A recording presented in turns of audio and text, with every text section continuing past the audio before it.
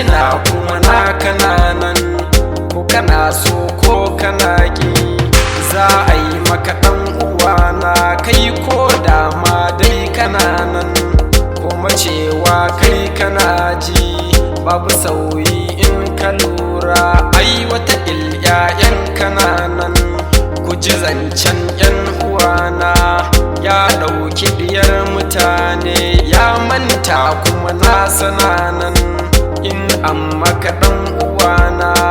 ba ka so kai tunani kai ma na kan ai sunanan bayan shekara guda ɗai ya raba ta da ƴan uwanta kaf danginta sai ya manta bai faɗa mata zai yi aure zai karɓe duk kuɗaɗe dai ku sani kuma ba saninta baiwar Allah tana gida ba saninta zai yi aure rabbi ka saka ma wasu mata wasu mazan kuma sun yi dace matan kirki a rayuwa su kuma sai dai su ta cuta lokacin da tana gidansu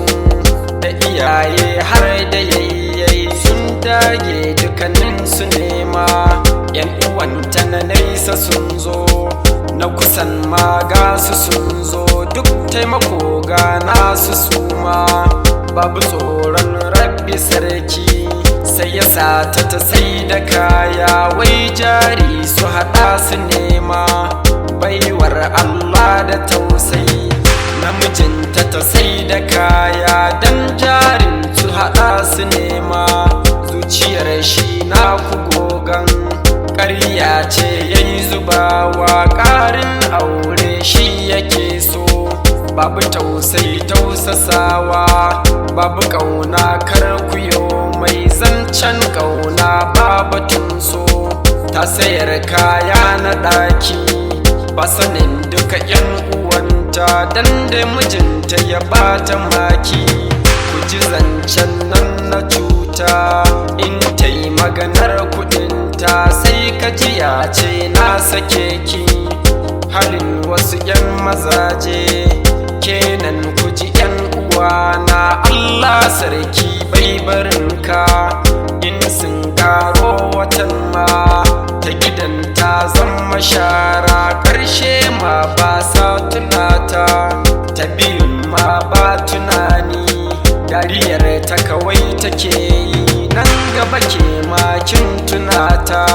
abin nufin nan ke amarya za ya yi maki bar tunani dan gurinsa ya cuci mata ku biyo ni mu je zuwa gaba dan guri na a zauna lafiya ahamen na musamman naku ne ni da kai ke har da su kuma damke juna ban da gaba